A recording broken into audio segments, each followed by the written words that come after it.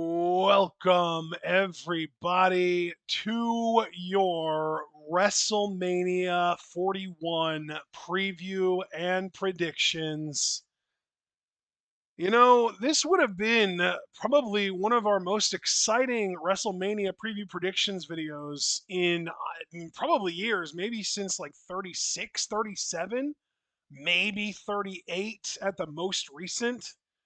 But man, oh man, has this week thrown things for a loop. I think we've reached the point that we can call the current era the mask off era. How does that sound, John?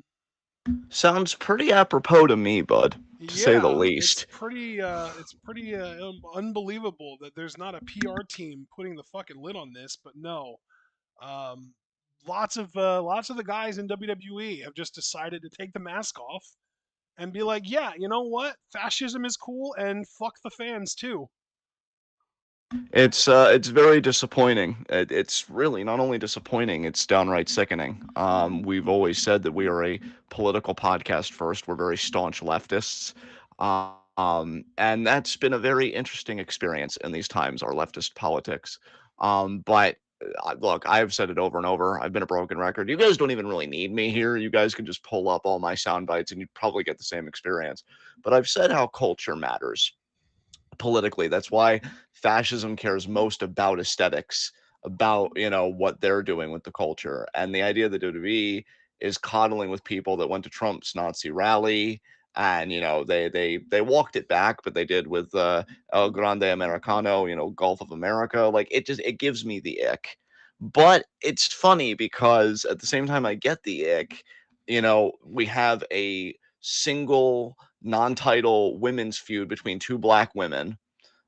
Bianca continues to kill it, even though I'm really not liking her crowd reactions as of late, and I'm wondering what the fuck is going on with that. And I mean, Carmelo Hayes just won the armbar tonight, so there are things happening, but I just think the general vibe, I'm very put off by it. Yeah, that about covers it. Yeah. Yeah. Um, yeah, I did say in the Discord earlier today that I've literally never even considered or like taken into consideration the possibility of boycotting a WrestleMania until this one. And like, believe me, the thought is seriously crossing my mind this year to boycott Mania because we know Trump is also going to be in the crowd for Mania this year. And I boycotted the fucking Super Bowl for that shit. Yeah. I mean, I'd be right there with you, honestly. Like I really don't have the bandwidth to do like, oh, they're not that bad or that Trump derangement syndrome bullshit. Like this is fascism. We are under fascism right now. When people are being sent to concentration camps, when they're trying to vest all power wholly in the executive, fucking fascism, right? And so, yeah, I don't like the coddling that WWE is doing. I know you and I are already got major ick for the Royal Rumble next year in Saudi Arabia. Like, I really don't like the things that are happening, even though the I'm more coddling performers. to a dictator. It's just not the dictator in our country. Exactly, exactly. But it's a You dictator that's paying them a lot of money to do it. And they look at the bottom line first because they are a gigantic corporation. Exactly. Exactly. And so, that's really my problem is we're definitely in a political moment. And we've been saying for years, and so many people have been saying for years, everything is political. You can, posture is apolitical. You can say, I don't care about politics, but everything you consume or watch, it has at times political undertones, at times political overtones. Like you can't escape it. It's an all-encompassing, totalizing thing. And WrestleMania has made itself incredibly political Yes. with the cozying it's done to far right figures, and again allowing Trump to be in attendance when they're in a fucking legal standoff currently with fucking Harvard, with the fucking courts over deportations, everything. Like it's maddening, really. It's really fucking maddening. Yeah. I mean, in a world where we look at things from at least attempting to be an objective point of view and not kowtowing to power, uh, allowing Trump to come to your show may as well be harboring a fugitive. Yeah, yeah, I completely agree with that. Actually, yeah, 100%, Yeah. 100%. Um, Yeah, it's just a weird fucking time. As far as the two separate cards, because we saw what Saturday is looking like and Sunday, from what I recollect, now keep in mind, I'm stressing what I recollect because I very easily may change my score when we go through this card together and discuss it, as often happens. Sunday is looking like the better card to me. I really wanted to say that earlier, and then I looked at the cards and I was like, there are like two stinkers, I want to say, on both cards, and I can't really pick one way or the other which show I would, call stronger than the other. Yeah, yeah. I think right now I'll put night one. God, because Charlotte Tiffany's happening on that show, and I know we're skipping. So really, I like to say like what we're reacting to. How hyped am Yeah. I? So I Yeah, guess because like I think yeah, for me, out of the matches that I'm excited about, I do want to watch War Raiders New Day. That is like I'm at like maybe like a 6.57 out of 10 excitement on that. And just the even 2% possibility that Big E might show up, I think is worth reacting to it. Ray versus El Grande Americano is probably going to get changed to something even more exciting, and we would have reacted to it even if it was just that. And so we're definitely doing that. We're definitely doing Jade Naomi. I'm assuming we're skipping LA Knight versus Jacob because that's just like let's just see who wins, and we don't need to react to the whole match. And oh, we that's know funny because I know our original position was we were going to watch it because of Jacob. Do you want to skip it? no, I'm good with okay, well whatever. if that I see this is an instance where our wires get crossed, and I expect something based on what I think you'll want Yeah, because I thought you would want to skip that match. But if we already agreed to do that match, I'm more than happy to do that match because I love Jacob and I really hope that that's a squash. yeah. We did agree earlier. Like I Okay, remember, like it was a past week in review where right, I even said like, oh, if we're doing it, I'm not putting on my commentary play-by-play bullshit. Like I am right. shitting on LA Knight the entire time, and I Did still you? fully intend to do I'm that. assuming because if I know you at all, I know you probably want to do Gunther J. Oh yeah, definitely. I Okay, didn't even. Yeah, that wasn't so even a then the only question. match that Yeah, we're skipping on night one is Tiffany Charlotte yeah, yeah. because then the main event is Roman Punk Rollins. Exactly. And then night Yeah. two, we're definitely doing Io Bianca Rhea. I'm assuming we're Yes. doing the women's tag match. Yes. Did we agree to skip AJ Logan? It's so funny because I was even going to say to you that I'm definitely feeling skipping that match if you were okay skipping it, but I'll I defer to you hate on this one. I hate this match. I feel like this is such a waste of AJ Styles, and yet, like, I'm sure the match will be good. Like Logan can go in the ring. I just really hate everything about him and everything he stands for,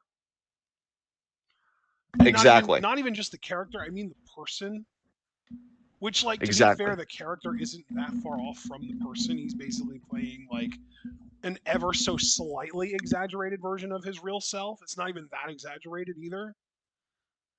Exactly. Like yeah, he's a fucking douche who just happens to He's have athleticism. You he know. is he is very athletic, and there was a point in time that I did like his promos too, but that's fallen off a fucking cliff in recent years too, or I guess Oh, in a month he's too. gotten rough. He's Yeah. gotten rough, yeah. We're definitely doing the four-way IC title, or yeah, IC title match. We're definitely doing Priest McIntyre. We're definitely doing Orton versus his open challenge, whoever that is.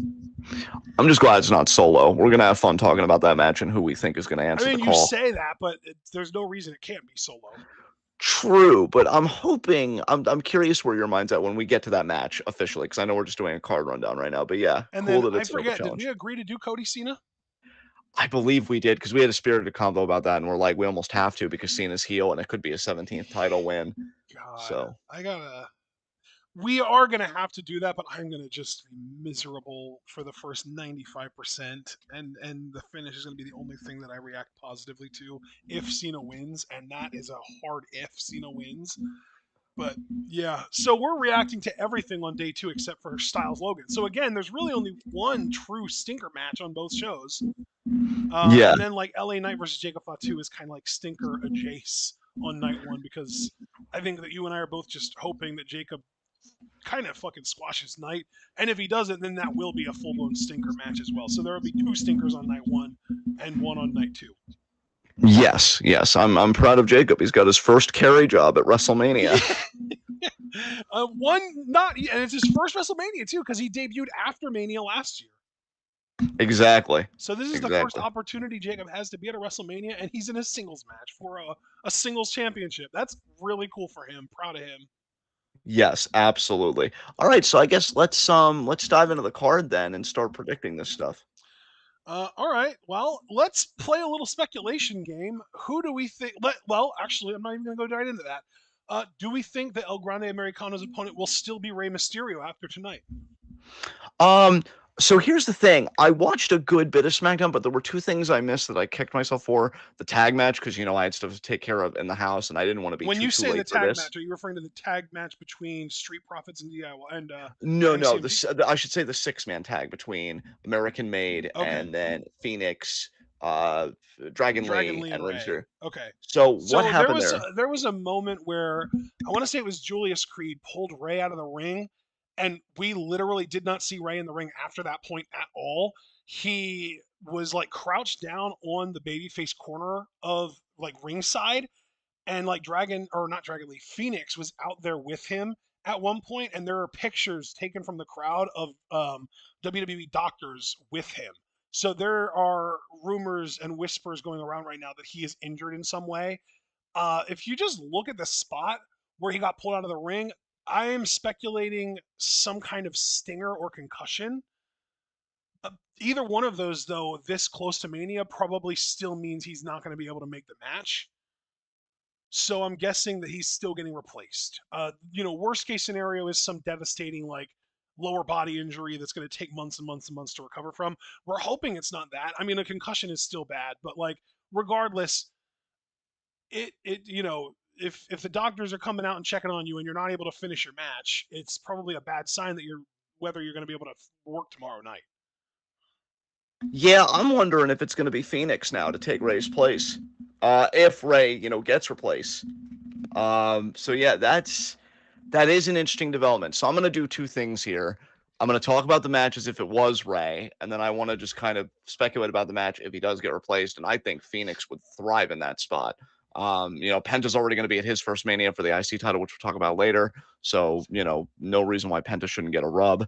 Um, if it is Ray, I just saw El Grande Americano winning personally. I think it's fucking Rey Mysterio. He can lose at WrestleMania and not really lose anything, and I think that's been the whole thing. Because it's alleged to be Chad, and let's be honest, it probably fucking is Chad, right? They're not going to do a bait and switch with us when he's doing the whole A thank you and bait and everything switch else. would be hilarious, but I don't know how they would pull that off. Yeah, exactly. Um, so yeah, I'm just I'm the assuming type he of was going to win there. person that like I know it's going to be Chad, and yet now the mystery to me is who was under the El Grande Americano mask in that one scene where Chad was being interviewed and Americano was in the background. Like who was that? That's what I Yeah, really want to know. exactly, Who exactly. did Chad pay off to pretend to be him? Was it just Julius Creed? Like, come on. Was it Yeah, Johnny Gargano? it might have been. It might have been. So I think Americano beats Ray. Where it gets trickier for me now again, I could be wrong. I shouldn't say like with any kind of authority that Phoenix would be the replacement because it could be Dragon Lee, it could be anybody. I'll say if it's anybody but a Phoenix, I'd still be confident in Americano winning. If it's Phoenix, that's where it gets a bit dicey to me because If it's Phoenix, Phoenix has to win. that's how I feel too. I wouldn't want Phoenix Yeah, you taking an L can't like leave that at his Phoenix first. this early into his run for sure. Like if Penta loses at his first Mania, I feel that's far more forgivable because it's a four-way. Right, He because could he's not lose, really not even getting losing. It's beat. not like he'd be the one eating the pin. Exactly. Exactly. And so when you take all that into consideration, it's just yeah, I think if it is Phoenix, Phoenix has to win. But I'm going to assume that it's not going to be, and I'm just going to say Americano wins regardless of who it is, even if it is still Ray in the match. So now what are your thoughts about it? Yeah, I'm pretty much the same line as you. It's wild to me that we're here basically. Like I don't know. I really just wanted for this whole story to culminate in Chad getting the mask removed, but like at the end of the day the real culmination will happen, just not at Mania. Like his mask will get removed eventually, but the real like big story here is that Chad wanted to learn how to beat luchadors, and if that story doesn't get resolved before he gets his mask removed, then that actual story was pointless. Like, there's no point of El Grande Americano happening if Chad Gable doesn't use that gimmick to be able to beat luchadors. So he has to win here.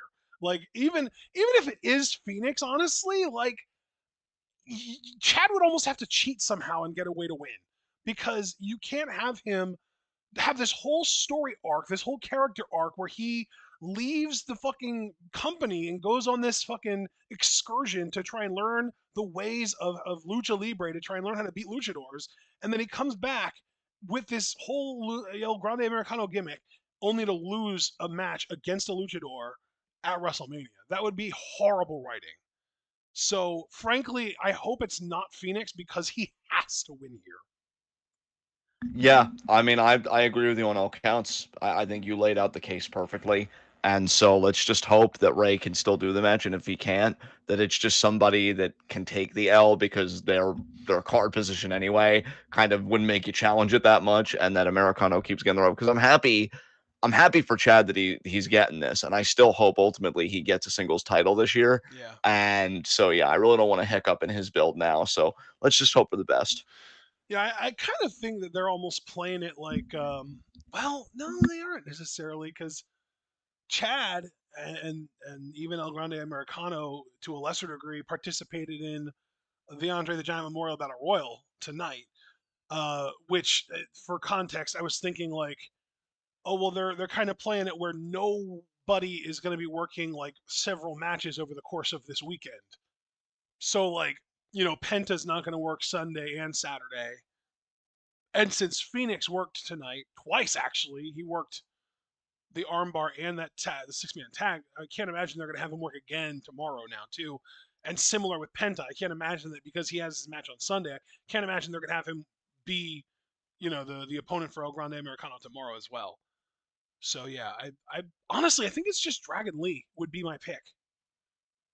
Dragon Lee, I think would be a perfect pick. Yeah, Yeah, like if Ray yeah. can't go, it would be Dragon Lee. I would still have El Grande Americano cheat to win, because like no one ever said that he was learning how to beat luchadors clean, just that he was learning how to beat them. And he can win, he can cheat to win. It preserves the credibility of whoever he's beating, and it gives him his sort of culmination of his story, and then we can move on to like the next culmination of who is El Grande Americano and confirming that he is indeed Chad Gable. I would love it if there would be a weird moment where he would get unmasked and it wasn't Chad. And like it was like a setup where he would like give himself up or unmask himself and have it be someone other than Chad, just as a way to like throw off the scent, but have Chad continue to wrestle with the mask, but then have like this totally separate segment where El Grande Americano comes out and chooses to reveal himself, and it's not Chad Gable, but it's just like some dude in the back who's like maybe like a lower card guy or someone from NXT or Evolve that wants TV time, and Chad paid him to do it. That would be incredible. Yeah, Yeah, that would be really cool, just to throw off the scent and get some of the heat off Chad's tail. definitely, definitely. I think that would be funny as hell.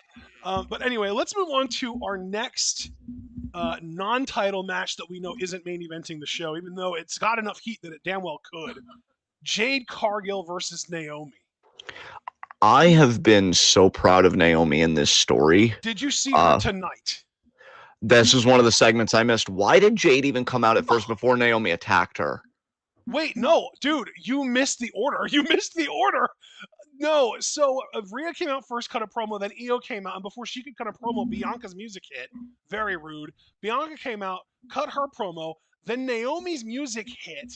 Naomi came out, and she cut a fucking fire promo, cutting down Bianca, and mostly cutting down Jade, really. She didn't cut down Bianca that much. It was more just calling her out for being a fake friend, basically. And then Jade came out, and when Jade got into the ring, Naomi dipped. Naomi rolled out of the ring. And then Naomi and Bianca were face to face. And then when Rhea stepped in between them to tell Jade, hey, basically, like, this is none of your fucking business, get out of here, Naomi snuck up behind Jade and shoved her into Rhea, into Bianca. Yeah, see, I saw that part. So I didn't see Naomi's promo. I'm gonna go back and watch that. I mean, I'm Yes. the important thing though, the most important thing is that Naomi agrees with me that Bianca is the Carmelo Hayes of the women's division. I think that's very Wow. important. I don't think And that she, well, you know what? She might actually. Never mind. yeah. I was gonna exactly. say I don't think that she would use those words, but I can't even tell you that anymore. Yeah, but no, I have been loving Naomi's work in this. I think this heel character is so much more complete and confident and assured than the one we saw like 8 years ago. Yes. And with a far more legitimate axe to grind, in my view. And Jade, see, Jade's interesting because I don't dislike Jade. I think she's got the look for sure. I think she is getting better slowly in the ring, which, hey, as long as you're getting better, that's really all I care about. Some people pick it up more quickly than others. She's definitely got the aura and the crowd behind her. I'm just a bigger Naomi fan. I think that's what it comes down to for me. It isn't even like an objective critique or anything about Jade. I just like Naomi more. So while I would love for Naomi to shock the world and win this, I do think Jade will win. I do want to say about this match though, since you kind of had fun with El Grande Americano, and we're far more liberal and relaxed with fantasy booking, like on these types of videos. I am telling you, man, I think you could get so much out of this. So you have Jade win here, which I think is happening regardless. I just want to be clear about that. Jade is my prediction. It's WrestleMania. She is the priority, the project. I just think she's going over. But I would love if this Naomi won women's money in the bank this year. And I would love if she held on to that case long enough for Jade to win a women's championship and Naomi to cash in on her so that you can keep this rivalry going, but not like shove it down our throats at the same time.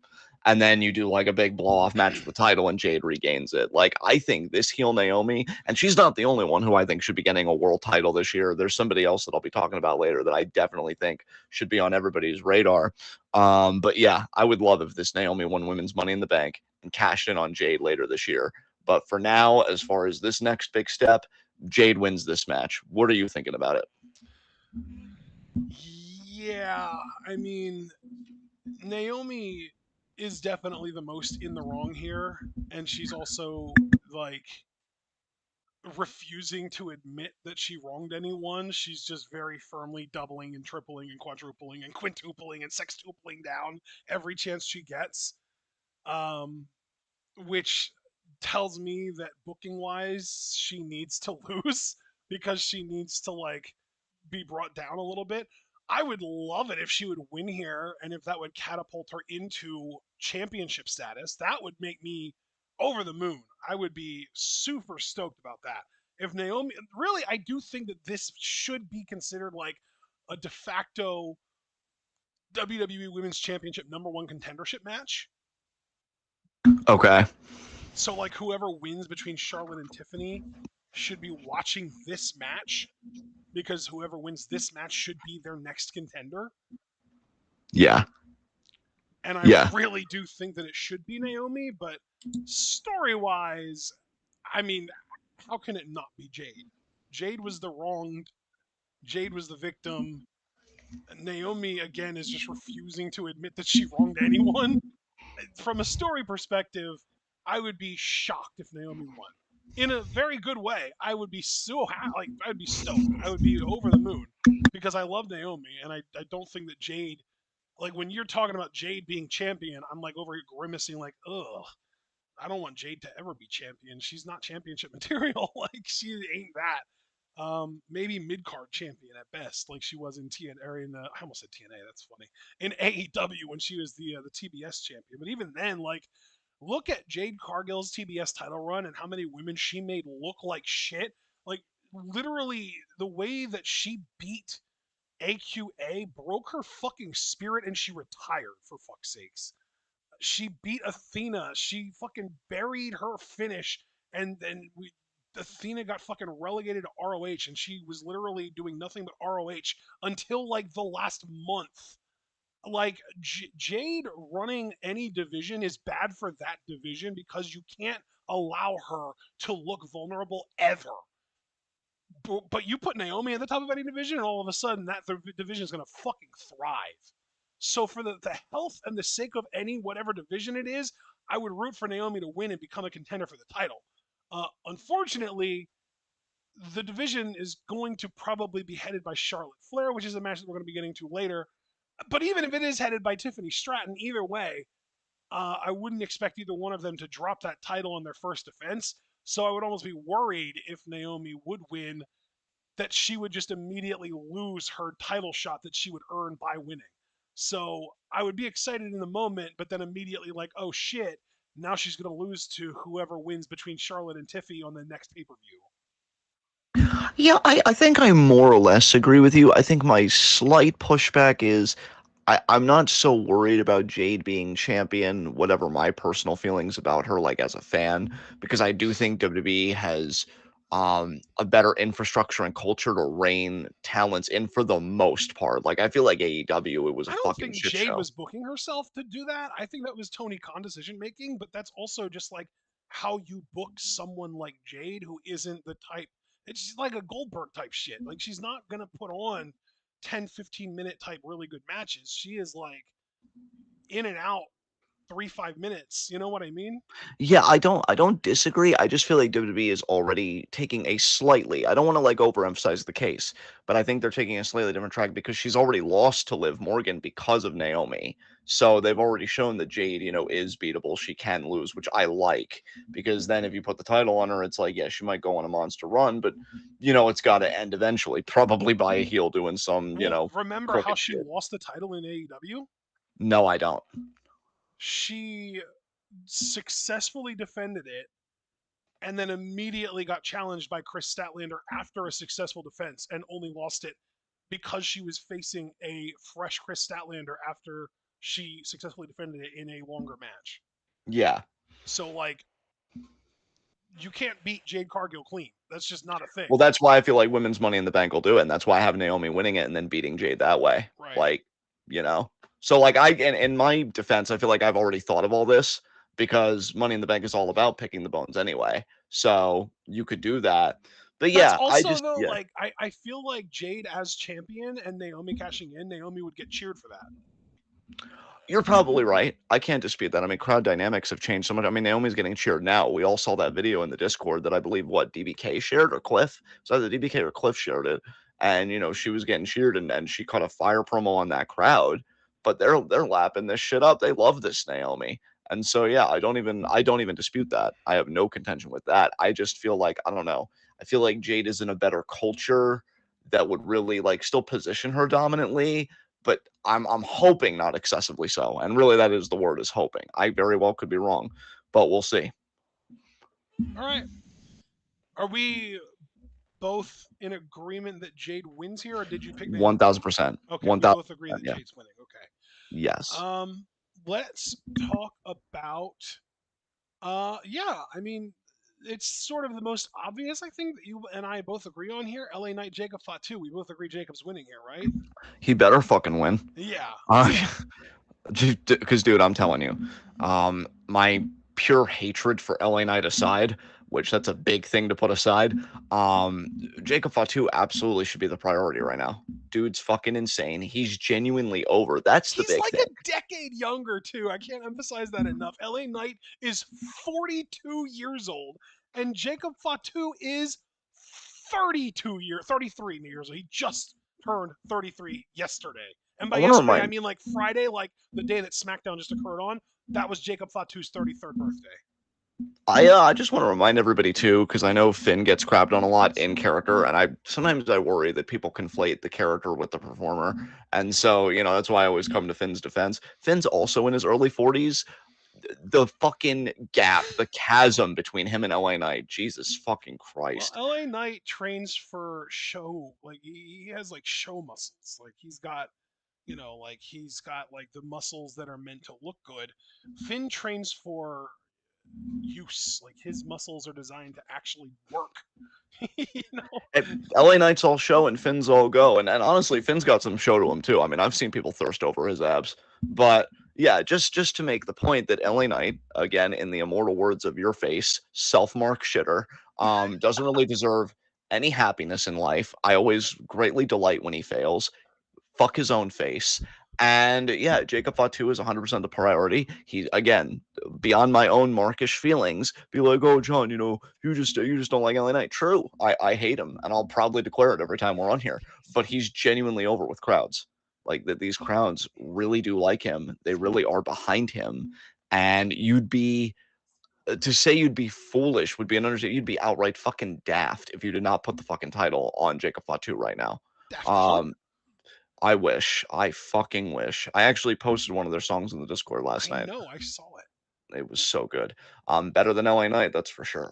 So yeah, Jacob Fatu to go over and be the US champion and be the best thing about America right now because we're doing Oompa Loompa fascism, and that's just so great. Um, Phil Brooks is the daftest punk I know. oh, Philip. Yeah, we'll get to him later. I popped the hell out of my mom with that. I didn't expect that. Damn. Nice, nice. All right, so we agree on Jacob, so we can just get on to our next match, right? We might as well just rip the band-aid off. Tiffany Charlotte. So I think the biggest thing that this match suffers from is that it exists. Um, Yes. that's really the big thing. The I biggest thing think, that this match suffers from is that the WWE really expected Charlotte to get a babyface reaction. and I think another thing that this match is really laboring under is the delusion, mainly of the people involved that they're talented. That I think this is why I say everybody always thought like, oh, kind of an asshole. This is why you need to disabuse people of their unrealistic dreams as soon as possible. If somebody that has no athletic acumen was like, I'm gonna be a college Pro Bowler, no, you're not. You will fail. And I'm going to tell you this once, and then if you still pursue it and you do fail, I will laugh at you. There will be no comfort here. Do better. And I wish somebody would have said that to Charlotte, been like, look, sweetie, I appreciate that you want to honor the family legacy, but stay in your lane. You're good at volleyball, maybe possibly, never watched her, don't care to. Do something else. Tiffany, Volleyball's on the up and up too. She missed a fucking train there. and Tiffany, I've seen some of her footage as a gymnast. Not that great either. Maybe just give up on everything and I start mean, again. look. I mean, not everyone can be like on that level, you know. Yeah, but then you should know that and not act like you are. There's a difference. Um, I have been in my passion philosophy for 13 years this year, and I can tell you that I am several leagues below a lot of the people that I admire today. I'm even just talking about the dead ones. I'm talking like my friends and colleagues. So, some self-awareness is fucking good. As far as everything else goes, Charlotte wins. Who gives a shit? It's another reign that's not going to matter, and we all suffer for it, and Did I you hate see everything. Charlotte's interview tonight on SmackDown? No, because I have just a shred of self-respect left. What I happened? mean, it's not like you chose to not see it. You just happened to not watch It SmackDown was a long enough to see it. very, very fortunate accident, yes. Yeah. Um, she, dude, oh my god. She wants to be a babyface so fucking bad. She is Cody Rhodes, but the WWE failed. That's the fucking story. Charlotte Flair is Cody Rhodes in a universe where the WWE failed to protect Cody Rhodes' image. That's horrifying. That's horrifying. That is exactly what it is. Because like, what do we talk about when we talk about Cody Rhodes? We talk about, oh, he's never going to turn heel. He can't turn heel. The WWE probably, there's probably even like a clause in his contract that he has final say on whether he ever has to turn heel or not, and he's just never going to. It's just not going to happen. They literally turned John Cena heel to keep Cody face. That's how extreme it is. Cody has this intrinsic, deep, almost visceral desire to be loved by fucking everyone because his dad didn't tell him enough that he loved him, and now we all have to pay for it. And Charlotte Flair is the exact same way, but she doesn't have enough pull to force the WWE to never turn her heel because she was going to be face. She wanted to be face. She cut a fucking face promo on her return after winning the Royal Rumble, and she got rejected unanimously by that crowd, and they had to call a fucking audible. And Yeah. even tonight on SmackDown, she was still trying to paint herself as the victim. Oh, I hate it here.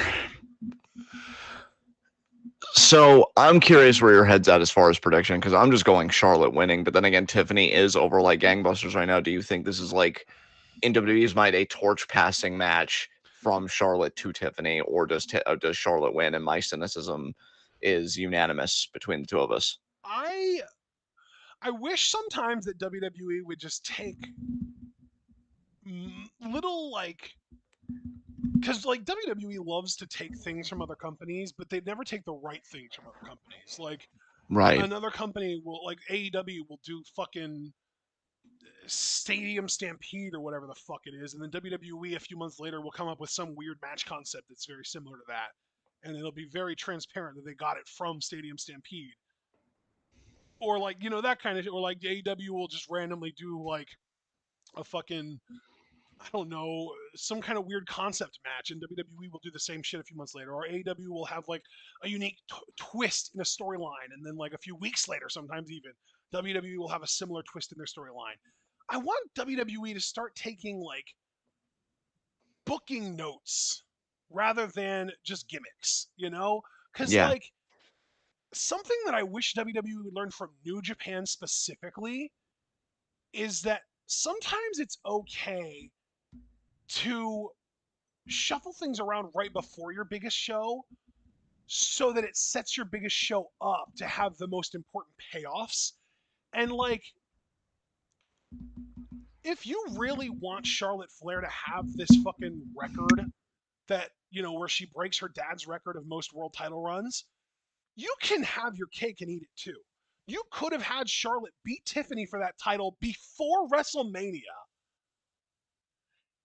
Then you go into Mania with Charlotte as the heel champion and Tiffany as the underdog chasing babyface. With all this crowd support behind her, Charlotte with her fucking nose in the clouds, snubbing everyone, looking down at everyone, on her fucking high horse, queen, whatever the fuck. Everyone can hate Charlotte and it doesn't matter because she has what she wants. She's the champion. Meanwhile, Tiffany has this groundswell of organic support from the crowd and people love her. Don't ask me why. I don't get it, but people fucking love her.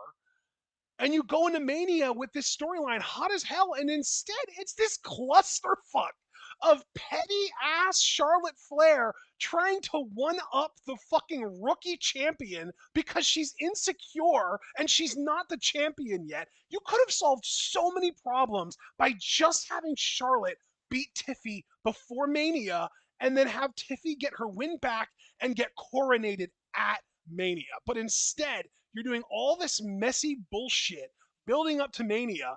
And sure, people are engaged, but they're engaged with the build up to this match in the same way that I would be engaged in watching a fucking train wreck. Because that's what it fucking is. It's a train wreck. It's a disaster. It's fucking crash TV, car crash TV. And like, we aren't even going to react to the match because Charlotte's matches are difficult to watch, and Tiffany isn't exactly the type to carry her to something better. So, like, I don't even know what to predict, but because I feel as though I know Charlotte Flair's character, and I don't, okay, I should play, I know Ashley Flair's character well enough that I'm pretty certain that all this bullshit happening is going to make her do everything in her power, which she probably has enough at this point, to pull it off, to damn sure make sure that she wins that thing to get to what is it, 15 now, I think? She's probably winning. But it is going to piss so many people off, and I'm going to laugh so hard because of how hard WWE fumbled the bag on this. Because you're right, Tiffany is over. She is over, and it is organic that she's over because WWE didn't give her like the big like red carpet type push. She got over organically. She got over as like Naya's heel sidekick, and like the little teases were like organically helping her to get over. It really did work. And then like now we're gonna just kind of hand the fucking baton over to Charlotte. I really don't think Tiffany's gonna retain here. It would surprise me if she did. And then at the same time though, Tiffany retaining against Charlotte feels more hollow than if she beat Charlotte for the title. I I mean, I agree with you on everything. I really don't feel like there's any place to push back, and augmenting would just be redundant. I will just say, I guess, for my concluding part, because I've already locked in that Charlotte's just winning because I don't believe in anything when Charlotte Flair is in the picture. She's just a black hole where everything goes to get sucked up and presumably die. That it will always astound me when companies work, or really anything works, against its own best interest, right? And then that goes for everything, but we're focusing thankfully on wrestling. It's true here too. You've got the organic baby fat. Now again, they could prove me wrong, and that'll be another story. But the way I see it, you've got this organic baby face, much like you. I don't know why.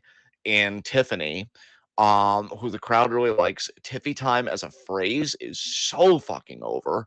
I'm curious, like how Tiffany is doing as far as merch sales, because I bet just with that little slogan on there, that's on there.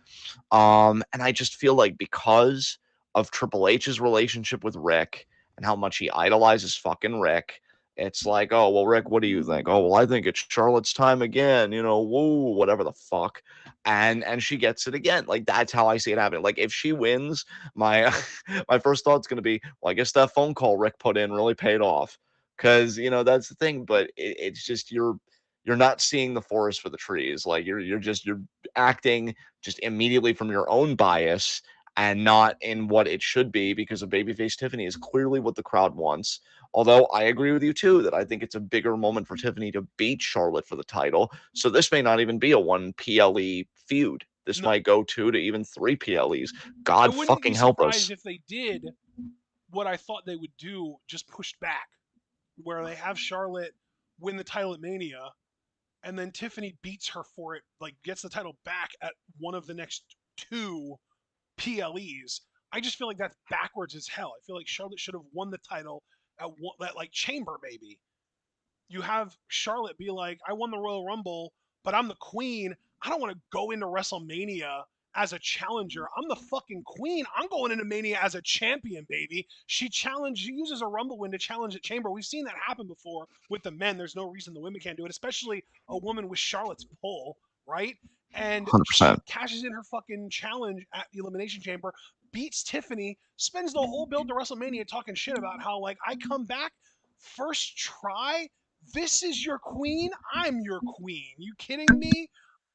The only reason she ever won the title is because I wasn't around to hold this division down. And then when you get to Mania and Tiffany wins, it's that big of a fucking deal. And then you don't have to bring all this personal bullshit into it because you have actual material to work off of, because then these women would have an actual history and you wouldn't have to build off of nothing and resort to the personal shit. And resorting to the personal shit has been, I mean, to use your phrase and not to belabor the point, but a fucking train wreck. Like, It's a disaster. jeez, dude, Jesus fucking Christ.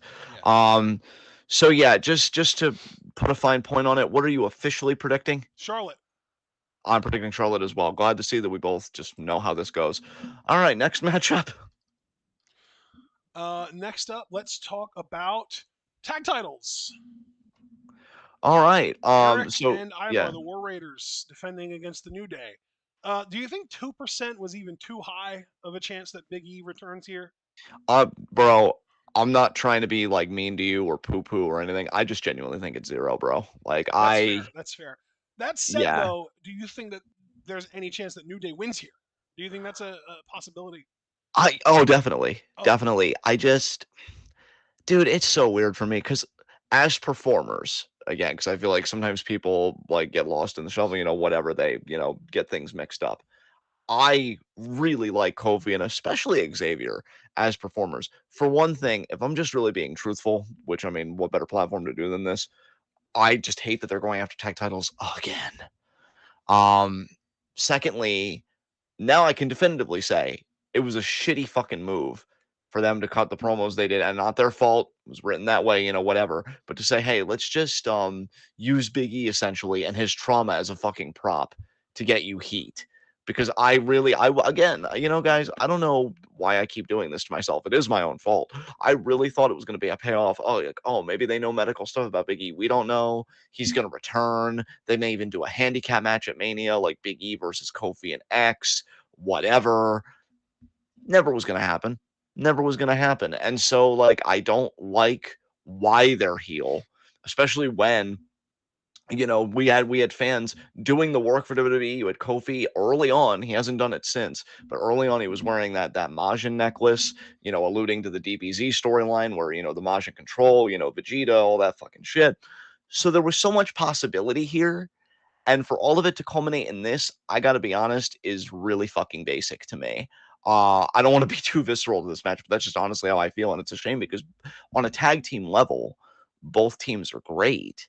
But I wanted so much more than this. I think Eric and Ivar are a great team, but I just feel like New Day are winning the titles here. So I'm gonna go title change. I'm gonna say New Day win the tag titles, and it'll be one of the first reigns they've had in a long time as heels. So that's my prediction. How are you feeling about this? Yeah, honestly, the more that you talk and the more that I really do put sincere, thoughtful thought into it, I do have to kind of sign on here and agree that they're probably winning.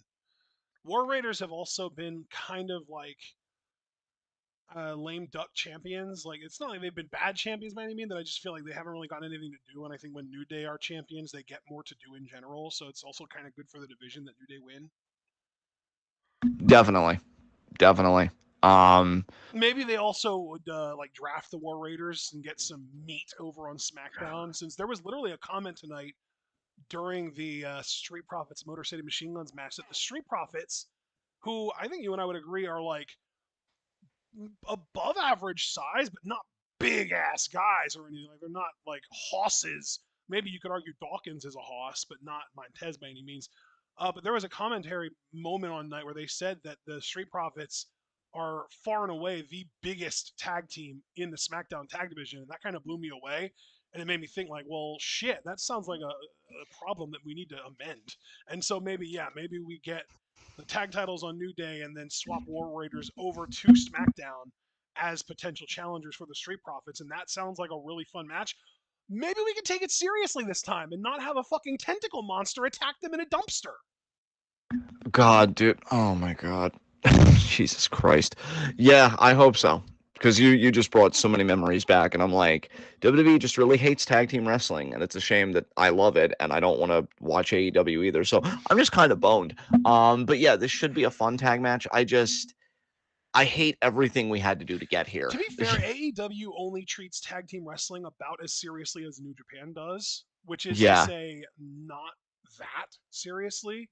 yeah, Like they use tag team matches to build to singles matches a lot, which is kind of what New Japan does. And their tag division isn't really anything special other than like, the Young Bucks being EVPs and liking to have spotlight on themselves. So when they're champions, the tag division gets more spotlight. That's about it. yeah. Exactly, exactly. Um. All right, so Only I two guess matches that's left, pretty much. brother. We've Yeah, got two let's matches left. Do we want to let talk about the world title now, or do we want to talk about the match that we know will go on last now? I feel so bad for Jey Uso. Let's talk about the world title though. Let's talk about Gunther J. Uso. And you know what? Another time, this is the second time tonight, I'm going to say I'm going to rip the band aid off. I am going to officially lock in my prediction that Gunther is going to retain. Wow. Yes. Can I just say one thing before I let you explain yourself? I'm only shocked by this because I knew you were leaning that way. I thought the Jay promo where he talked about how he talked to his mom and stuff, I thought it would have shifted you to the other way and say, no, Jay's definitely winning now. So what is Maybe if that making would have you stick happened with this Gunther? week, it might have, but it was 2 weeks ago, and Jay just yeeted again this week. Yeah, okay. Okay. And Gunther cut a fucking fire promo on Raw. He did. God. Abusing Jey Uso, or excuse me, abusing Jimmy Uso makes people better. I'm convinced. I mean, this was a great mic work there from Gunther. But so you really think he's just gonna beat Jay? Wow, I do. that's I do. And yeah, here's the thing, I'm well aware of the fact that I'm in the minority here. I haven't checked Vegas odds and I don't intend to because I don't want to spoil myself on any of this shit. But I would guess that Jay is the heavy favorite to win here. And everyone that I talk to, whether it's in our Discord or other wrestling spaces that I frequent, has Jay winning. Everyone thinks Jay is going to win this match. I am in the minority, but I just genuinely think that maybe there was a plan at one point for Jay to win, but the couple of months since of buildup of Jay botching frequently, of Jay cutting less than stellar promos, of Gunta cutting stellar promos. I think that I just think that whatever chance that Jay had of winning this title might have flickered away like a Thanos snap. Oof. Can I ask you a follow-up question? Just because we're making this like far broader conversationally and we're looking beyond Mania, Yeah. do you feel like the person to beat Gunther is going to come from the draft? Or do you feel like Gunther won't even switch places? They'll keep the champions where they are? Because, I mean, I really do feel like Jay has a good shot at winning here. I mean, I'll get to all my thoughts in a second, but I just want to Yeah. round out your thoughts, like where you see this title reign going. You know what? Let me slightly change the phrasing of your question to answer it. Of course. I don't think that Gunther is on the same roster as the person who's going to beat him for the world title right now. No. Interesting. Very interesting. And I Okay. say that because I don't necessarily know if the current alignment of world champions is going to stay the same. Like the way that you said it implies like maybe someone from SmackDown will come to Raw to challenge for the world title. I'm wondering if the world and WWE champions will flip rosters and we will get the WWE champion on Raw and Gunther as world champion based on my prediction of him retaining going over to SmackDown. That is a possibility in my mind. They've done that before. I actually just want to say very quickly, I've thought the same thing. Like even before we went live, I'm like, I bet you Gunther and potentially Cody, or really I should just say both the world champions because I haven't even given my official predictions yet. Both the world champions, they'll flip shows because just certain things I'm seeing, I'm like, I can kind of maybe sort of visualize the summer this year. And you're gonna need to move some pieces around to make that happen. So Yeah. I definitely get They where you're might coming even do from. it with the For women's sure. titles too. Yeah. They might rotate all of the champions. Like they might they I'm this might be overreach on my part, but they might have every single champion switch brands during the draft. Like we might have the WWE, women's WWE, WWE tag, and United States and women's United States champions flip over to Raw, and then all of the Raw titles that we currently have flip over to SmackDown. Yeah. Possibly. Yeah. I'm not saying that I expect all of that to happen. I think that honestly, I do think that the most likely titles to flip are the world titles. I think that we are going to get the world title over to SmackDown and the WWE title to Raw because Raw feels more like the flagship show again now that it's on Netflix and SmackDown is back to USA Network because it felt like SmackDown was the flagship while it was on Fox. Yeah.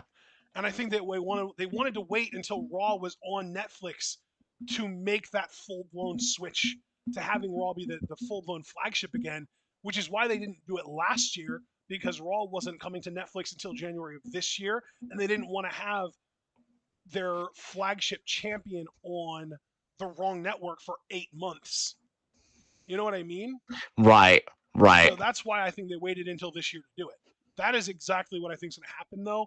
And then whatever other champions they decide to switch, is up in the air. I think basically I'm expecting I think there's a really good chance that the world champions switch, um, and I think there's also a possibility that other champions switch as well. Okay. I don't want to take the floor from you if you're not done with it. Do you want me to go into my feelings about this matchup, or is there anything else you wanted to say? I Here's the thing. I like Jay Uso. I really have enjoyed him to varying degrees throughout the course of the last few years. I just feel like this is my personal opinion and this is mostly feelings based. It's not like I'm trying to do like really really like overly logical objective breakdowns. This is entirely just vibes. Yeah. I think, and it's weird because I sound like such an old man saying this. I think the Yeet chant is more over than Jay Uso is individually.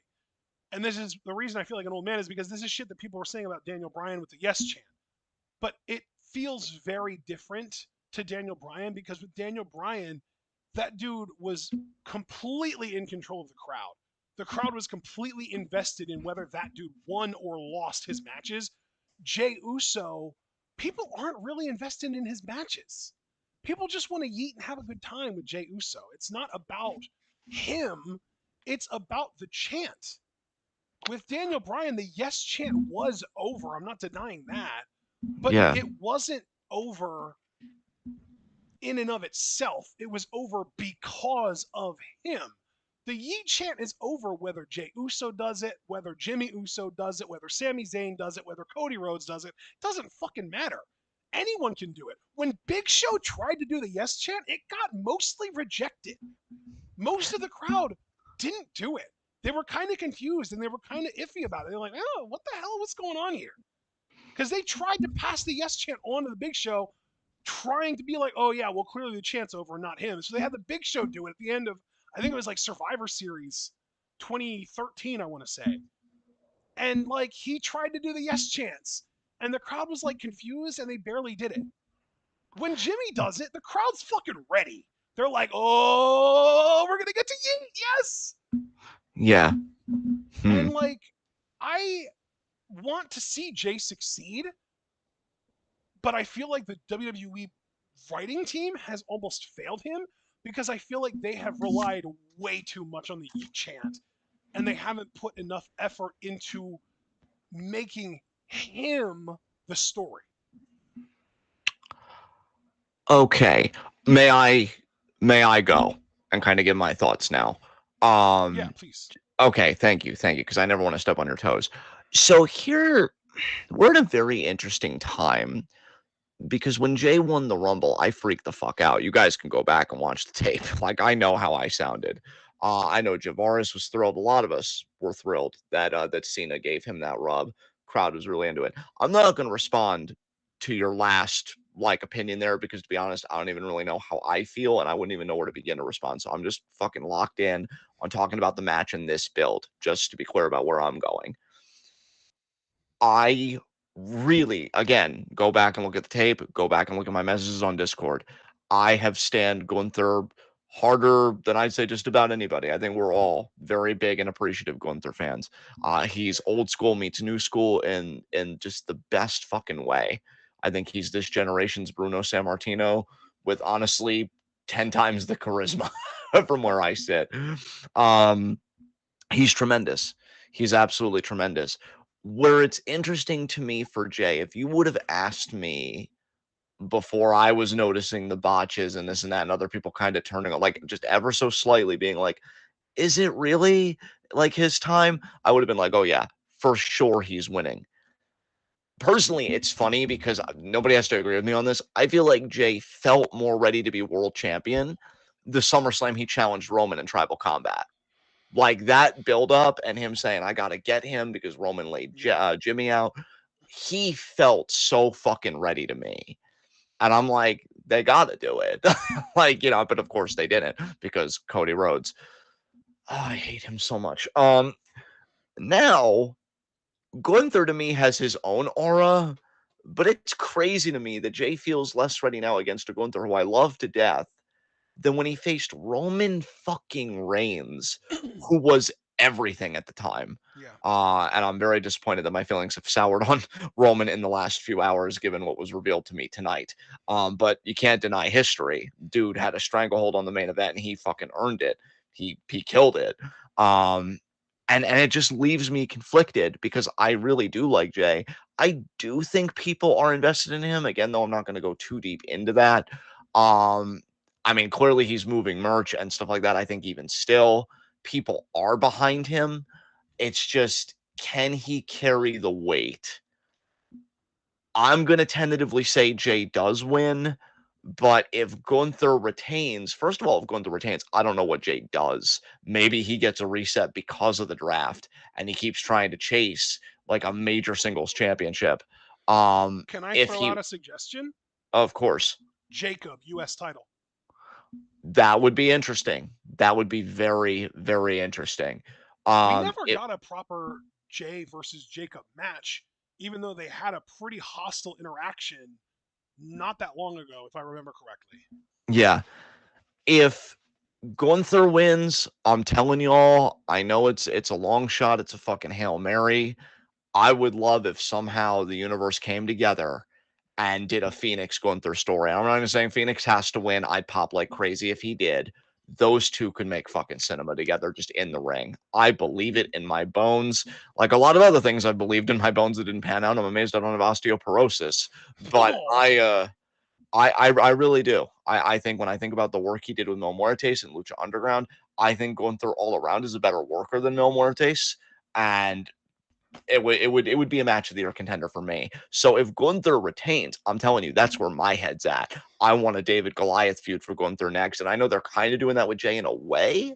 And I guess you could say on a certain level, every feud with Gunther is a David Goliath type feud, but like especially so. Phoenix has got that aura, man.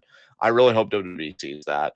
But yeah, I think tentatively I am gonna go Jay wins, but I should just make emphatic this is a far weaker prediction than I would have made even like a month ago. I'm really starting to question it now, just a little bit. But I am still going to go Jay. So Yeah, yeah, I just to be clear, by the way, I'm not gonna be upset or angry if Jay does win. right. I'm gonna be happy for him. He has worked his ass off to get here, and he very much does. I would say deserve something.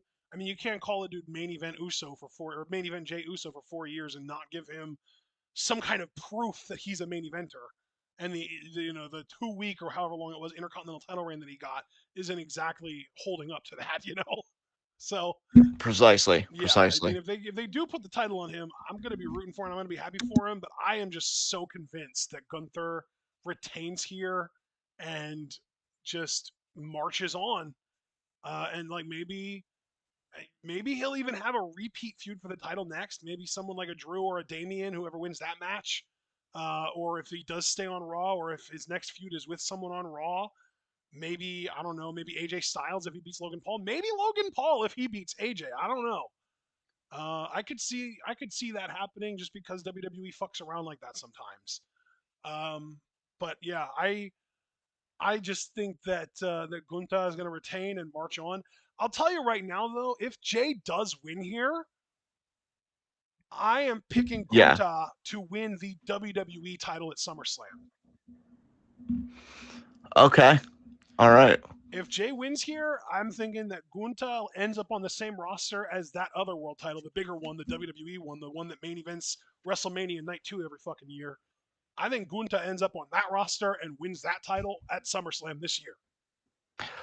And I will just say, as a Gunther fanboy, that dude has worked so fucking hard. He's kept his nose clean. You never hear about him with drama and stuff. He's very much like a Samoa Joe in that way. I would be thrilled as somebody that's watched WWE for well over 20 years to say that Gunther was a WWE champion. That would be really fucking cool. So I'm gonna co-sign onto that for sure. Hell yeah. All right, let's get to the last match on the card, the main event. CM Punk finally main eventing night one of a buy one, get one free special Fuck Phil. wrestling. And fuck Roman too, honestly. I can't believe that I'm going with the bootlicker that would definitely bust up a union if it happened in WWE. God damn it. Fuck. Um Did you so hear I'm Seth's sorry promo tonight? oh, dude, watch it. Dude, I fucking loved it. And in fact, Nice. I loved it so much. Do you remember earlier? And I know we've said a lot since then, when I said that there was another person that I really think should be a champion this year. Because my first was Naomi via Money in the Bank. Yeah. And I said there was another person. It's Seth fucking Rollins. Nice. I like honestly, now I want to really qualify my remarks here. If if Cody retains the title, Seth should 1000% beat him. I would think at SummerSlam. That's why I definitely co-sign on your Gunther sentiment, but I'm also keeping options open. Right. If that doesn't happen, Seth with potentially Paul Heyman at his side should win a fucking world title this year. And it's crazy because Seth's had his world title runs. He's had his career essentially. And you'd think, well, come on, is there anything new really to see? But he's just been Cody fucking wishes he was as undeniable as Seth Rollins is right now. This It's dude is true. consistently knocking it out on the mic. Yep. I think his matches have been solid. Like if you and the funny thing about Paul Heyman is you don't even need Paul to talk for him. Like Seth has very clearly shown, even just these last couple months, he can talk for himself. I just think Seth's character, his motivations, everything. I'm like, you know what? If we truly believe in meritocracy, which I do, um, this dude, like he's doing some of the best work in the fucking company. Give him the goddamn title. So if Cena can't beat Cody, And I say this honestly with all due respect to Dwayne, because I haven't hated what Dwayne has done since being more involved in the company again. Fuck that. It's got to be Seth. I think a Seth Cody feud, given that Seth can say you're only champion because of me, and actually have some credibility to that statement because Roman chose revenge over winning the match. Yep. Yeah, I think the next huge feud for Cody, and I know everybody's thinking too, like Cody Orton. To be honest, I couldn't give two shits about that. What, these two glazing each other until one of them, Orton, turns heel? Fuck that. Just give me the Well, yeah, story God of, knows it's not going to be fucking Cody. He doesn't know how to turn heel. What? exactly. So just give me the feud that you know is superior because my face tells you to. Give me Seth versus Cody with Paul Heyman in Seth's corner, and then Paul Heyman can brag about you did what my tribal chief couldn't do, 2 years ago at WrestleMania. You beat Cody Rhodes, and all that stuff. Like, yeah. So to do all of that, first you need Seth, in my mind, to win this match. Then you need him and Cody to be on the same show, and you need a lot of things to come together. So just to take one step at a time, Seth is winning. Heyman is betraying Punk and Roman. He's walking out with Seth because, Seth didn't curb stop him and he's the least abusive. I do feel bad for Seth because he's going to learn, like so many others, you can't turn a Heyman into a housewife. He will betray you. He will cheat on you, and I will laugh at you. That's the order that everything's going to happen in. But until then, hopefully he gets a world title out of it. So Seth wins, becoming a new Paul Heyman guy. What do you We think are about this? 100% in agreement about this. I have literally nothing to add other than I don't think it's necessarily going to be Cody that Seth goes after, but we'll talk about that some other time. True, because I was also thinking if Jay does win, you could also do that just because Seth really just hates the whole goddamn bloodline era. Yeah. So, Yeah, but well, and like he's had like mixed feelings about Jay over the last month or two too. yes, exactly. So yeah, Exactly. like if Jay wins, I would if let's put it this way: if both Jay and Seth win, I'm sending Gunta after the WWE title, and Seth can go after Jay. Yeah. So Yeah. that would be how I would allocate it. Yeah, exactly. But definitely just full agreement across the board about everything else about the triple threat. Also, just I love that three. I think it's three. Well, it was going to be three, and now one of the three turned into a fatal four way. But it was going to be three triple threat matches, were the three matches I was looking most forward to over the weekend. But then the NXT Women's Championship match became a fatal four way because, surprise, surprise, Julia, who they only booked to lose her title because they thought she was going to be missing long enough that she would have to drop it anyway due to an injury, is back. And that's a Yes. four way now. But that was going to be one of the matches I was looking most forward to. The Roman Punk Rollins match is one that I'm looking most forward to. And the fucking World Women's Championship match between Io Bianca and Rhea is like the singular match that I'm looking the most forward to over the entire weekend. Yeah. But yeah, this is a fantastic triple threat on paper. I am very much looking forward to it, and it is one of several matches over the course of the weekend that has match of the year potential, right? For sure. For sure. Okay, that was really easy then. Let's move on to day 2 of Mania. Night 2, day 2, I don't give a shit. It's in Vegas, and it's taking place at like 4 p.m., I think, over there. So we can call it a day. We can call it day 2. Yeah. So, yeah. Let's just knock out AJ Styles versus Logan Paul first. I genuinely think Logan's just going to win this. I agree. God, this match is emblematic of everything I hate about WWE right now. Yeah, I think Logan just wins. It's very clear that AJ is like slowly winding down, Yeah. and so you want to give the rubs to people that you can. I So would yeah, love it Logan if just wins. AJ would win here and then just immediately, whatever the first pay per view is after Mania, maybe Backlash, I assume, AJ challenges the WWE champion coming out of Mania. Because AJ would have a fantastic match with either of Cody or Cena, and you would also never expect him to actually beat that champion. So you would just have this fantastic main event match with little expectations as far as a title change goes, so you can just sit back and enjoy the match.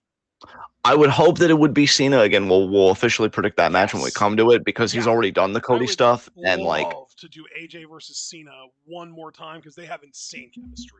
Can you imagine AJ as a babyface saying he's going to enjoy beating up John Cena because Cena's a Beat heel? up John Cena, and the crowd pops. Actually, Yeah, because he's the babyface and he's saying it in a babyface context. yeah. We've done AJ Cody to death. I mean, AJ lost a fucking I quit match to this shitter and like fucking had a burning hammer buried by this shitter. I don't need to see Cody near AJ Styles again, but I do agree You with know you. what? AJ I versus have a Cena would be great. confession. I memory hold that shit.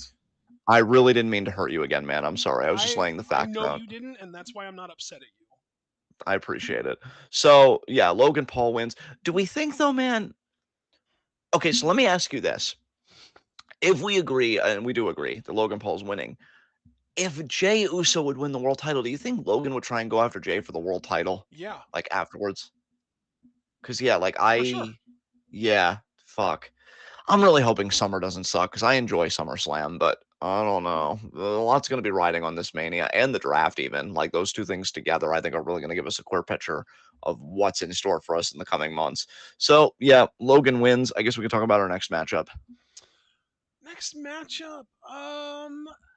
Well, God, there's. You know what? There's only one. No, there's two. Two non-title matches left. Which one would you rather talk about? Do you want to speculate who Randy Orton's mystery opponent is going to be, or do you want to talk Priest McIntyre Sin City Street Fight? Priest McIntyre, I think it's just very simple and straightforward. So we can talk about that and then get to the mystery opponent thing, because I think that's a bit more of a fun conversation potentially. I just think Priest is winning, Dude, I honestly. know. It's crazy how far Drew McIntyre has fallen. I almost have to wonder though if this crazy like downward spiral that he's been on, just losing over and over again, losing at every fucking corner, is going to lead to a babyface turn at some point. Yeah, because sooner or later, when you've really hit bottom and you look around you and no one's there with you, who else are you going to blame? And that's the whole thing with McIntyre's character, right? Is he's always blaming other people, he's always blaming other things. Well, at some point you've got to look inward, and that could be the catalyst for the babyface turn. I do Yeah. agree with you. This is another one where, depending on the world champion situation, Priest wins this, they could have him in a little like brief feud because the first pay-per-view after Mania or first PLE after Mania is usually like a cool down one, and I could see Priest in that spot for Yeah. sure, or potentially facing Jacob Fatu even, so yeah, Priest wins, and I definitely think his next program is a championship program. I'll put it that way. Maybe if because here's the thing, I actually still do expect Logan Paul to win. We both picked Logan Paul. If they would have AJ Styles win that though, and you and I both agree Priest is winning this, maybe we would do Styles Fatu, and then Priest would be the opponent for the WWE champion. That could be very interesting. Yeah, definitely. Yeah. But yeah, it's pretty crazy that we just unanimously agree that Damian Priest is winning this. Yeah, for sure. So I guess now we talk about Orton's Mania opponent. Yes. I miss KO so much already. We Um, also, I should tell you, there was a vignette that happened on this show oh, that was very like dark, mysterious. It gave hardcore Aleister Black vibes. I'm just gonna let you know that because they explicitly at the end of the vignette showed 4/25/25, which is the exact date of next week's SmackDown. So I was going to predict Aleister Black for Orton's opponent. Now I really don't think it's going to be him based on that vignette. they didn't upload it to their YouTube channel yet. That really fucking sucks because I want to see that. So I'm gonna have to go back on like a Watch Wrestling or something, find an upload of the show and isolate it because I would love to see that. I wonder if That I can gets me find it hyped, for you on like Blue Sky. possibly. Um, Given that, I'm gonna do a boring pick and a zesty pick, and I'm probably gonna go with the boring pick. So the boring pick obviously is Solo because they had that tag match recently, and whatever. The zesty pick, I think, will be somebody from NXT. And the person I said in the Discord when you asked in live wrestling discussion was Obafemi. So Obafemi is going to be my zesty pick. I'm going to say it's Dude, going to be, I'm not gonna get my hopes up. I'm not gonna get my hopes up. That would be insane. yeah. Well, I mean, you never know. I mean, I agree with you. Don't get your hopes up because when it's open challenge, that is such a vast field, which means plenty of room for disappointment. But yeah, I definitely think it's going to be an NXT guy. And hell, if it's not Oba, it could be Trick. Really, and that's what it comes down to for me. I think it'll be one of the losers of the main event of Stand and Deliver. So Javon, you better win because I know you already faced Orton on an episode of NXT, and I doubt that they would want to run that back at a Mania. Whereas I feel like Trick and especially Oba have that Mania kind of presence to me.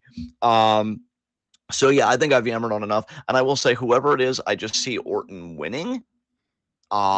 So what about you? Who are you thinking the opponent will be? And then based on the opponent, what are you predicting? So based on the fact that we are at least somewhat confident that Aleister Black's debut is going to be next Friday on SmackDown. I shouldn't say debut, I should say return. I am actually going to say Rusev will be Orton's opponent on Sunday.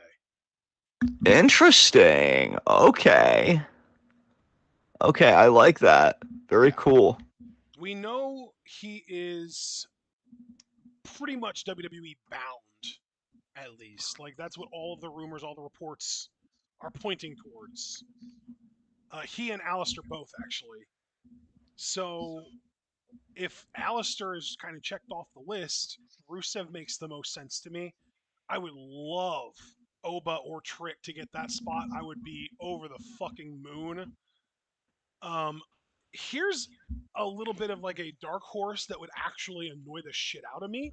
Yeah. Ilya.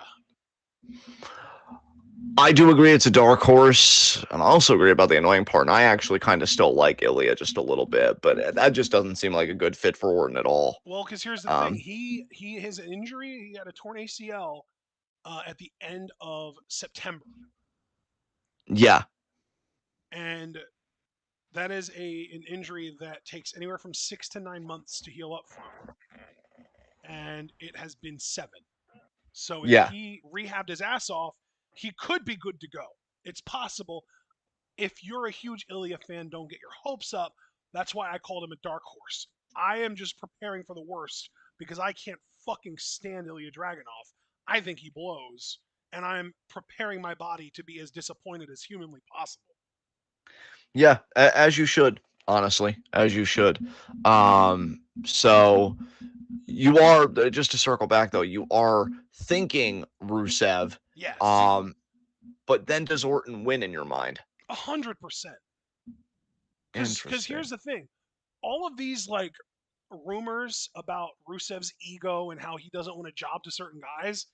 If there's, first of all, let me just say, you're not going to get away with that attitude in WWE. And so, one big thing that WWE likes to do is to kind of check your ego when you first show up or show up after having been gone for a while and have you just immediately job out the gate. And second of all, if there's anybody on the roster that Rusev, of all people, is going to be fine with doing the fucking job to, it's an actual legend like Randy Orton.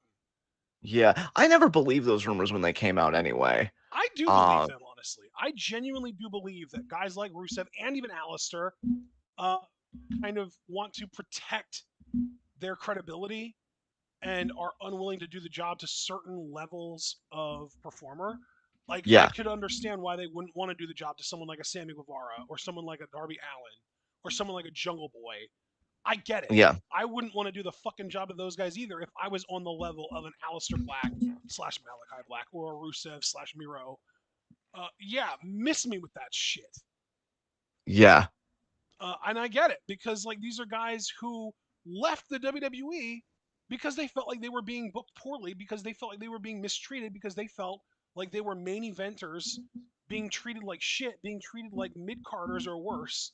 And then they go to AEW only to get overlooked again for a whole new crop of even less talented main event guys that Tony Khan has handpicked. And I would understand. I get it. I totally get it for sure. both these guys coming back in this time focusing specifically on the level of talent of overall like performers, because culture and all that stuff, it's always going to be fucking rancid, and we've talked about that to death. This is an exciting time, I think, for Rusev especially, because I'm thinking about if he gets over again as a babyface with the Rusev Day stuff, him versus Gunther in a like a fucking hoss fight, sign me up for that fucking shit. um so yeah, I honestly hope you're right. Because if Alistair is coming back on 425, and then you've got Rusev here, I don't know. That makes me giddy. So yeah, we'll see what happens, but we agree regardless that Orton is winning. So I guess we can go on to our championship matchups for night two, because you said there were only two non-title matchups and we Yes. talked about them both. So Yes. Well, where there do you are want to? Yeah, three technically because we started with AJ Styles and Logan Paul. that's very true. That's very But the true. four So remaining, yeah. we've got the triple threat that we're gonna probably save for like second to last. The women's tag, the IC title, and then undisputed WWE. So let's you know what? Let's talk about the women's tag first. Liv and Raquel versus Bailey and Lyra. This is another one that I'm standing strong on, and I'm gonna again rip the band-aid off. I've got Bailey and Lyra winning this thing. I am going to agree with you, actually. I am. I don't think they wanted Liv to be a tag champion for very long, because they may want to get her back in that women's championship conversation. You never know. And more importantly, I see Bailey and Lyra doing like a very low key, like Cena Michaels esque feud, where Michaels felt like he was the better man against Cena, who was the WWE champion, and they very briefly were world tag champions together. Lyra, I'm not going to say it was a fluke win, but she caught Bailey with that jackknife pin. And so, Bailey might think like, you might have beaten me, but you're not the better woman type thing. Right. They win these tag titles, but Bailey doesn't really care about those tag titles. She already won them with her best friend, that being Mercedes. And she's really only seeing the benefit of it to stay close to what she really wants, the women's intercontinental title. I see these women's tag titles, because they've never really been that valued in the first place, being a prop to further the Bailey Lyra feud for the Women's Intercontinental Championship, which I'm perfectly fine with, because I raved on that Raw match on the appropriate weekend review episode we did.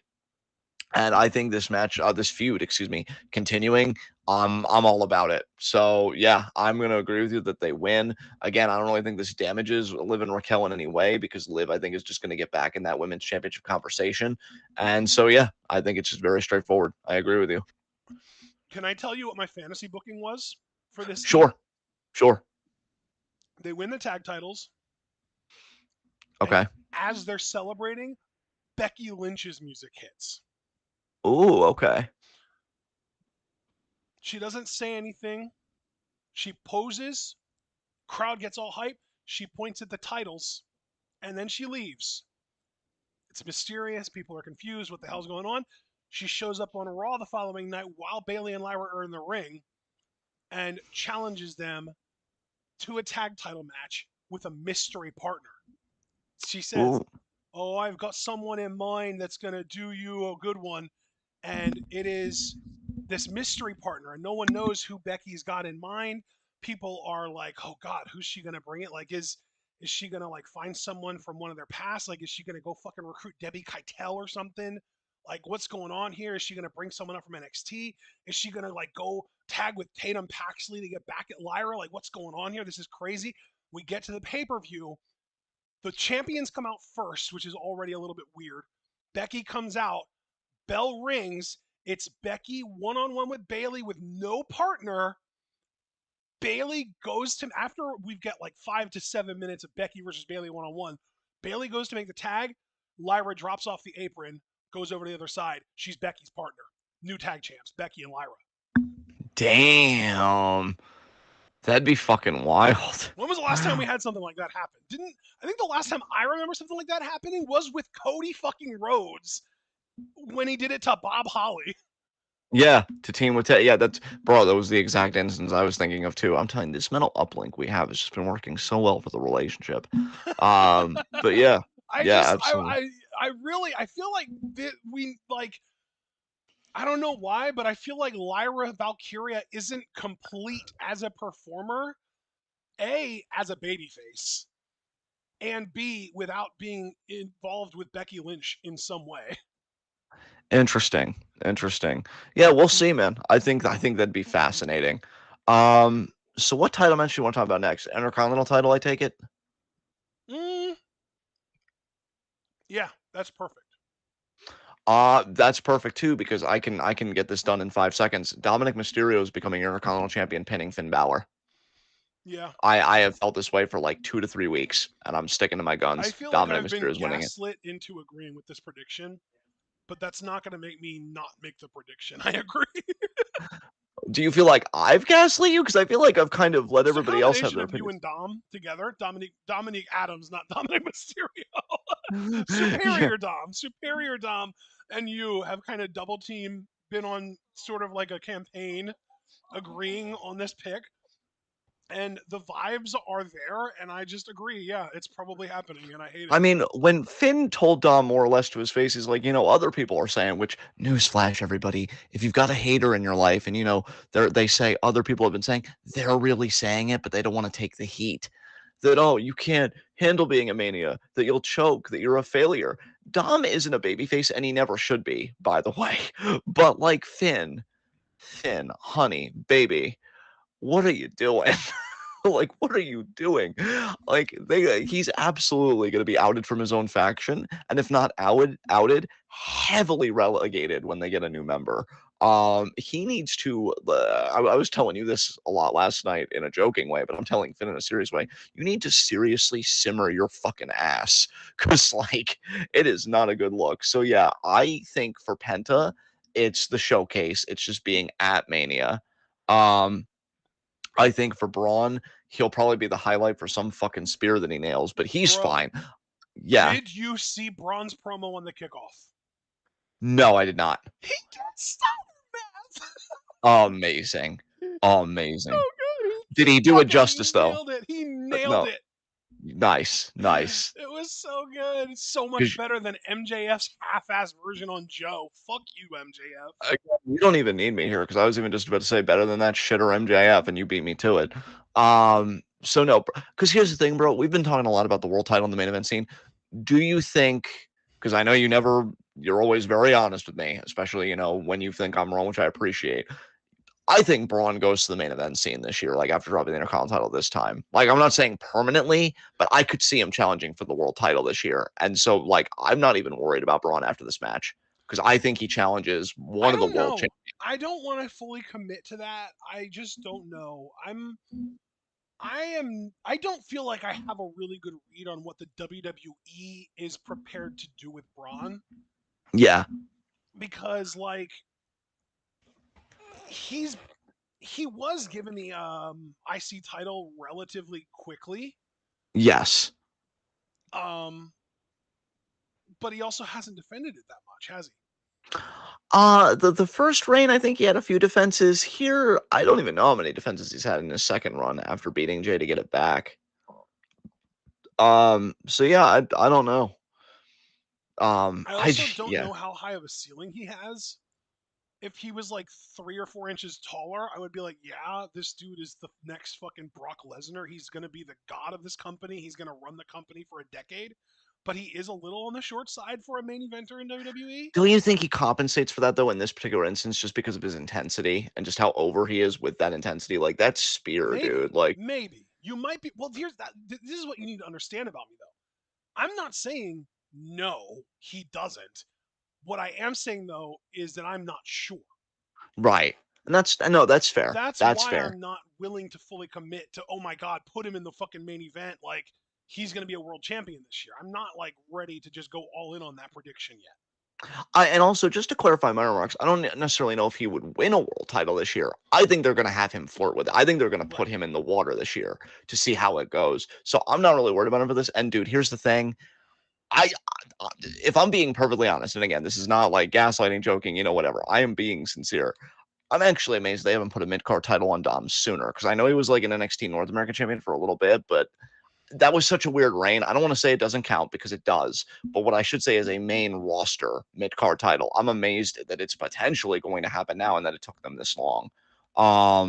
Again, I could be wrong, and because here's the thing: if I am wrong, my next likely prediction is that Braun just retains because I just don't see Penta winning it right now. To be honest, God, I really like Phoenix a lot more than Penta. I'm really not feeling Penta that much at all, but I guess I'm happy for the guy that he is getting genuinely over.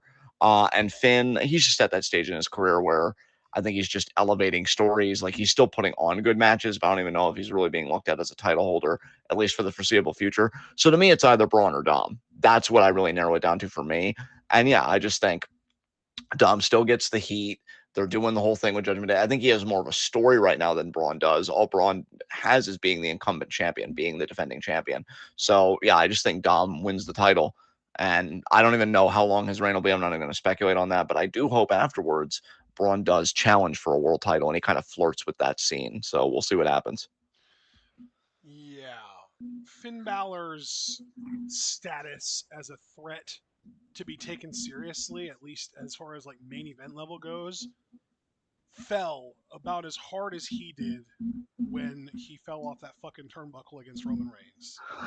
I mean, I hate how much like you're right because I didn't think Finn would be paying for it this hard in the fans' minds, but even in more recent times, like he hugged Dom and he looked like he was on the verge of tears when Dom got him that Intercontinental title match a few weeks ago. Like this Finn, and I hate to use Javar's vocabulary because sometimes I feel like Javar is a little too hard unnecessarily on Finn, but it was kind of bitch made. I'm like, what are you doing, Phineas?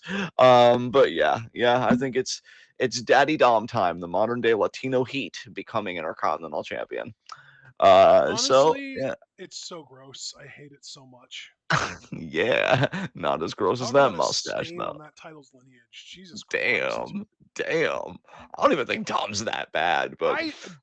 I genuinely still think he fucking sucks.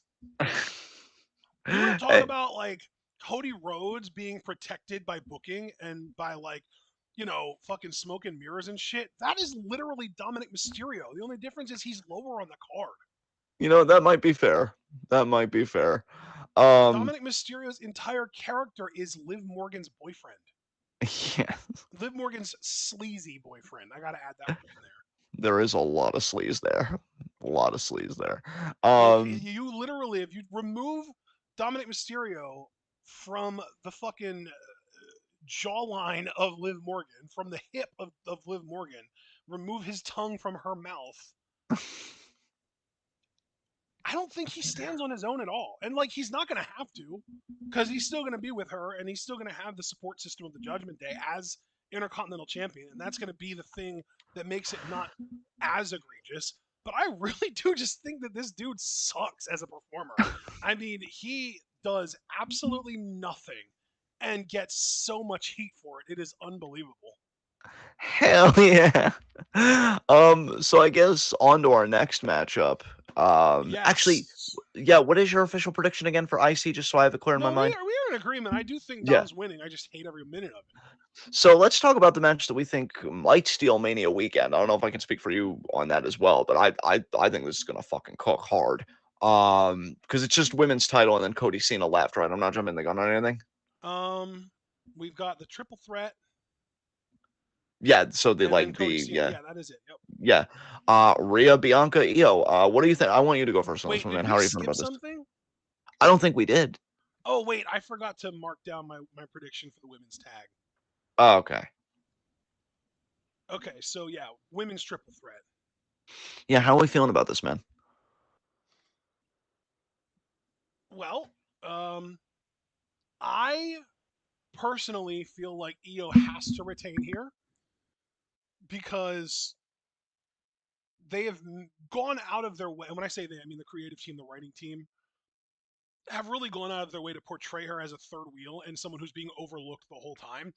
And it feels very much like a Triple H, Chris Benoit, Shawn Michaels WrestleMania. Help me with the number 11, 21. I mean 20. 21, right?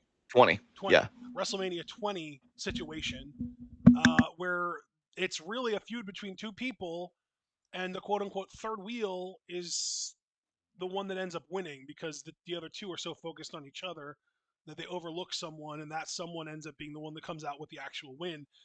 The difference is in this case, the quote unquote third wheel is the fucking champion. Yes. Yes. So you're just saying straight up, Io retains. I will be as economical as you. I'd be a hypocrite if I walked back anything I said now. I have gone on record and I have said I like Rhea, but it just feels like, the titles kind of moved past her for the moment. And with Bianca, I've been a lot harsher. I still love the performer to death. I disagree vehemently with crowds that are booing her. But just as a character, I've said, quote, you're a fake friend Ash or the Carmelo Hayes of the women's division, and I hope you fail. And so to walk that back now would be A lot, even for me.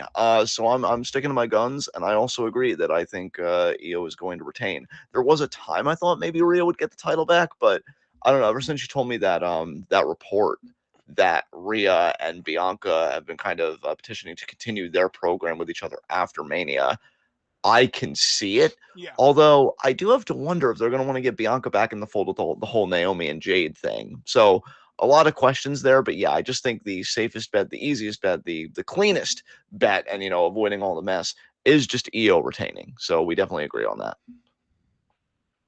Um, so that leaves the one, fucking John Cena, Cody Rhodes, undisputed WWE Championship. Did you catch their promo tonight? No, I didn't. You, damn it. It fuck. They uploaded the full segment to YouTube, but it's 16 minutes and we don't have that kind of time. But Yeah, based on your reaction, what did I you know, miss? I like to suffer together. Okay. So maybe you can just watch it between now and tomorrow at 7 p.m.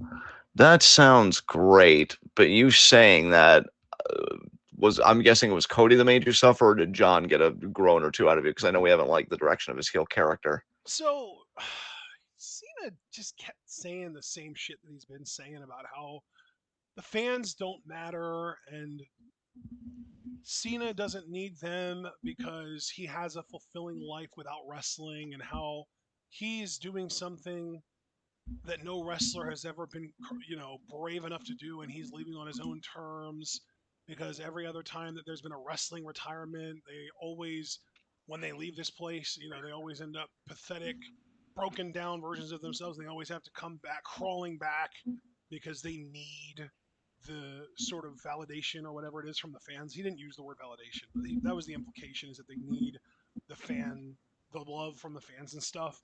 And he doesn't need that because he has a fulfilling life on his own without this. Yeah. Um, and he said about how after he won the Elimination Chamber match, he actually felt like he was never going to be able to beat Cody until Cody said what he said to The Rock, and at that point, John knew that he was going to beat Cody because he knew that Cody decided that what the fans wanted was more important than actually winning, and John knew that winning was the most important thing because that was like his whole philosophy at that point. Um, and literally he went on this, it was a really good in character diatribe, like it fit his whole philosophy. And then all Cody had to say, and here's the thing, Cody started talking and the crowd was booing Cody out of the fucking building. He was getting genuine heat to the point that he tried to project it onto Cena. Like the crowd was booing him, booing him, booing him, and he said, "Tell me what you think of him." And then the crowd booed, and he was trying to make it seem like they were booing Cena when they were really booing him.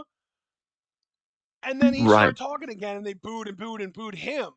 And it was very clear that the crowd was booing Cody until he pulled out the "you can't wrestle" line again to Cena, at which point the crowd started chanting "you can't wrestle" because they're fucking sheep. Oh, God damn it. So You Cody know, basically was getting nuclear heat until he pandered hard enough to get some heat on Cena and divert it away from himself. that whole saying that the crowd is the third man, I never realized how bad the truth of that is when the third man is so consistently unfucking reliable.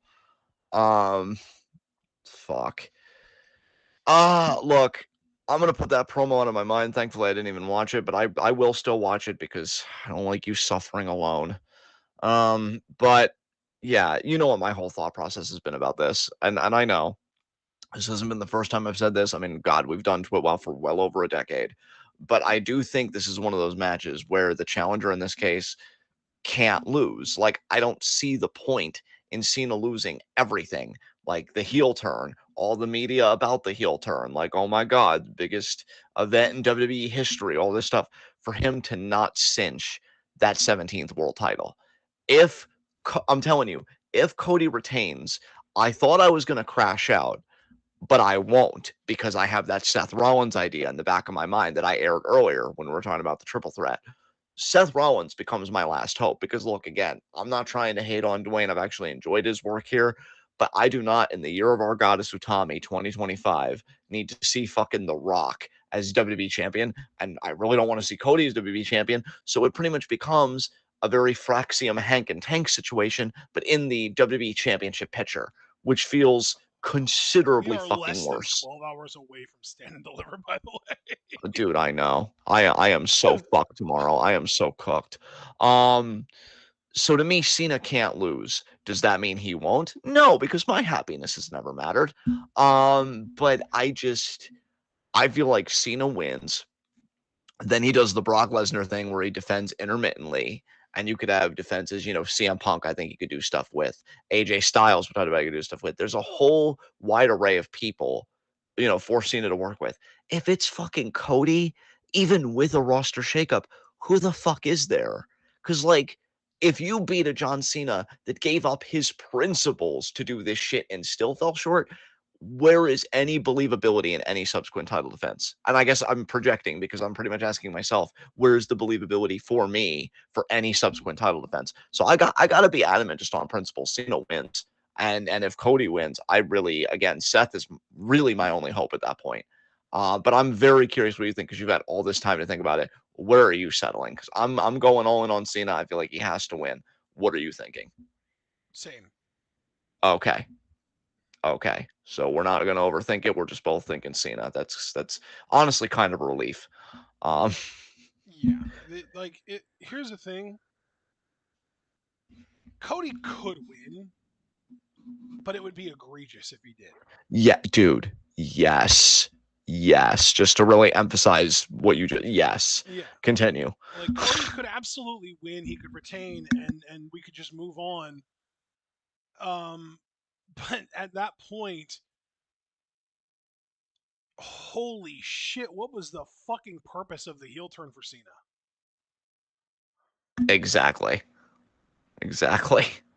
Yeah, like you don't turn John Cena heel just to have him not break that 17 world title record or at least tie it with Ric Flair.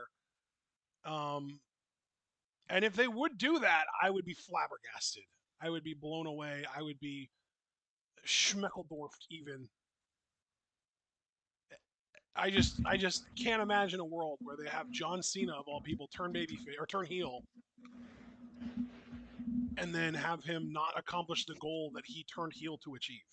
That's crazy. That I don't know if I've ever used this term like in a wow fucking context, and if I have, I don't think I've ever been this emphatic about it. It's borderline sacrilegious to me.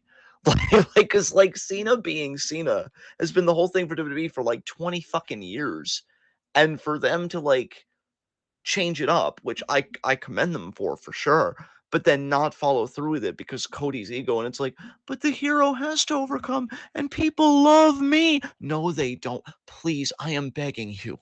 It's always that meme, the things men will do other than go to therapy. This dude hijacked a whole fucking company and worked with a torn pec, thus worsening the fucking work culture. He did all of this rather than go to therapy about his weird fucking daddy issues or whatever the fuck he's got going on. Fuck this dude. If Cody retains again, I'm not going to completely crash out because I'll be thinking about Seth, but it is going to take the wind out of my fucking sails, brother. Like, it's going to be bad. So, yeah, let's just hope Cena fucking wins. It's that simple. No fuss, no muss. And we just get out of there. 17th world title, pyro galore, all the ballyhoo. Rock maybe comes out, raises his hand. I mean, I wouldn't be Fucking surprised if Rock helped him win. yeah, that would be tremendous. We have his name's actually escaping me. Hold on a second. I'll play actually no, Playboy Cardi's the feature. Who sang Fiend again? Fucking I was gonna say he comes out and he Oh, does like Travis Scott? Travis Scott, yeah, Travis Scott comes out, he smokes a joint, and we all go home fucking happy. It ain't that fucking complicated. So yeah, Cena wins. You agree Cena wins. And yeah, the possibility of you being Smeckledorfed makes me very sad. I already like the video, Abel, but I'd like it multiple times for all the things that you've been saying to like the video for. I certainly don't want to be Smeckledorfed. So let's go Cena. Cody sucks. Before we close out of here, Yes. this might be unprecedented, and I do want to just say that ahead of time so that I don't catch everyone too off guard here. Yes. I actually want to go back and edit one of my picks. Okay. Which pick are you editing? I want to officially pick CM Punk to win that triple threat. What? Yeah, I think, Why? well, because he keeps coming out to Paul Heyman's rescue. I have no reason to believe that Paul would betray him. Oh, Ashton. I know, Paul E is for the streets, whatever. I am picking CM Punk to win, and I think he's going to pin Roman. You know, Brock Lesnar gave no reason for Paul Heyman to turn on him either the first time, except asserting more independence, and Heyman took that very personally. Kind of similar to when CM Punk was betrayed. He was asserting more independence because Paul Heyman's very needy. So yeah, I don't know. Heyman really doesn't need the best reasons to turn on people. But okay, you're switching to CM Punk. You You know think he what? I am if you are correct on this, and if Heyman turns on both Punk and Roman and joins Seth, I will be so happy. It will pop me. I will laugh my ass off, and I will be so happy to be wrong on this pick. But sometimes I think that we pick things that are just a little too out of left field, and then we get disappointed when the out of left field pick doesn't happen. I kind of want to just throw this one down the middle and just do the expected thing and just pick the guy who's been campaigning to main event WrestleMania for like 13 years now to win the match that he's finally main eventing WrestleMania at. Yeah, I'm just gonna change it to be I'm just picking CM Punk to win, and yeah, I maybe picking him to pin Roman Reigns is a little extra, a little too much, a little excessive, but I just think Punk's gonna win, and I think that that way, regardless of who wins between Cena and Cody, Punk is the perfect opponent for whoever that opponent is. Like if it's Punk Cena, holy shit, the amount of history. And if it's Punk Cody, Punk already thought he was going to be facing Cody at Mania because he was expecting to win the Rumble. So like that was probably already something that he was planning on doing anyway. So that's not surprising either. I'm just picking Punk to win the triple threat. I'm changing that pick to Punk. Abel said that you have him borderline Smeckledorf with your edit. Fuck. Um, yeah, I guess just because we're revisiting it, I'm gonna take this opportunity to not do that and triple down. Seth Rollins is winning. You can't turn a Heyman into a housewife. It's happening. So, all right, I think that pretty much consolidates our Mania predictions. Do you have any concluding remarks to make before we go home? Yeah, John Cena's going to beat Cody via ref stoppage. Because of The Rock. I just think he's going to cheat. Whether it's because of The Rock or Travis Scott or something, I think he's going to find some way to knock Cody the fuck out, All right. and then lock him into the STF. And Cody's never going to tap out, but he'll be knocked out dead cold in the STF, and the ref's going to have to call it. Okay. All right. So yeah, we'll see. I mean, this is gonna be crazy. Like I said, I'm already fucking cooked because we're gonna be going live probably like 12:30 tomorrow for Stand and Deliver. So I'm probably gonna be running on like 4 or 5 hours of sleep. But we'll still be there with fucking bells on. The hype is fucking real. It's Twitwow Mania. Oh yeah, I guess also final scores as well. I don't know. It's weird because thinking about the future with the draft and everything has got me a bit more hype for this Mania. Like, how are you initially going to set the table? So I'm going to say for night one, I'm at like a 7.5 out of 10. And for night two, I think like I'm even at like an 8.5, just not only because of story beats, but I do think that women's triple threat is gonna fucking cook. So yeah, I think 7.5 for night one, 8.5 for night two. Did you want to give any numbers to anything before I definitively take us home? Like just how you're feeling? People get an idea of your hype. Um, I think for the entire sort of WrestleMania weekend, the single match that I am looking the most forward to is the women's triple threat on night two, Io, Rhea, Bianca. But I think the match that I'm looking the next most forward to is the women's fatal four way on Stand and Deliver between Julia, Stephanie, Jada, and Jordan. And then Yes. I think next after that might even be Oba, Trick, Javon. Honestly, those are like my top three matches this weekend. So I might just be looking more forward to the matches that we're reacting to on Stand and Deliver than WrestleMania this year. Yeah, there you go. All right, guys. Well, that was that. So please leave a like as you follow out, subscribe, click the bell icon for notifications, so you miss any of that 12 goodness. Check out everything we're involved in the Schmucks. Follow us on Blue Sky and Twitch because we are the best wrestling podcast in all the IWC. And we will see you guys again tomorrow. We're skipping 2 matches from Stand and Deliver, but we know that the women's four-way tag match for a shot at the WWE Women's Tag Team titles, that is going to be the pre-show. So we're probably going live at 12:30 for that match reaction. And then the 2 matches we're skipping on the main card are Hank and Tank versus Fraxium and Ethan Page versus Ricky Saints for the North American Championship. Not doing those matches. And then Saturday at 7, we're practically doing the whole Mania card except for Charlotte Tiffany. So that's Saturday. And then you guys know Sunday, it's just Mania Night 2 at 7. Only match we're skipping there is AJ Styles versus Logan Paul. So again, practically doing the whole show, more or less. But yeah, we will see you guys then. It's fucking Mania season. Here we go. This is everything we've been working towards. So until then, be good to yourselves and each other. Tune in and peace out.